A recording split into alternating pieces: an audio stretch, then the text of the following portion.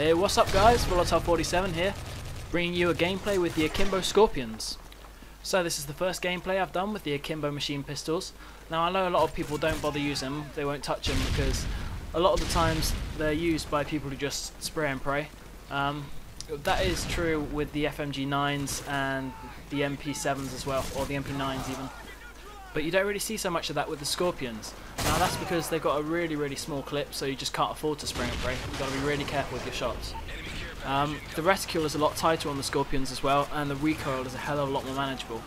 So it's almost like a long-range, snipey sort of machine pistol. But you really have to pick your shots and be very careful with the trigger, so you can't hold down for too long because you will just run out. It is still possible to take out groups like 2 or even 3, sometimes 4 people, but you really have to be conservative with your shots. So you can basically treat it like an SMG with a very small clip.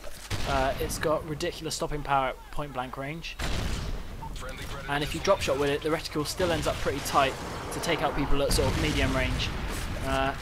You might notice the reticule seems really small when you're running on theatre mode, but it's actually bugged. It's not that tight, but it's still pretty tight when you're running around. So like an SMG or shotgun, you've got to take full advantage of your mobility, but you don't always have to run in guns blazing. Like here, I'm just waiting for the team to bunch up a bit in the middle, so I can try and get a few more kills than just if I'd run out and picked off 1 or 2 and then got turned on.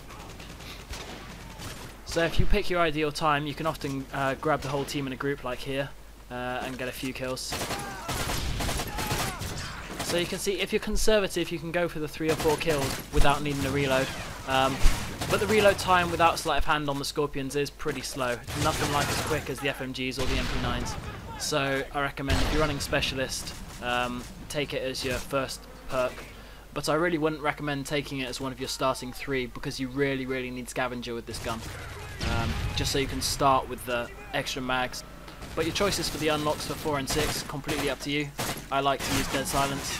And quick draw in this case isn't so important considering it's Akimbo, so I went for Hardline, which I like just because it gets me closer to Specialist. It's only 7 kills for Specialist bonus rather than 8, and 1 step closer to MOAB.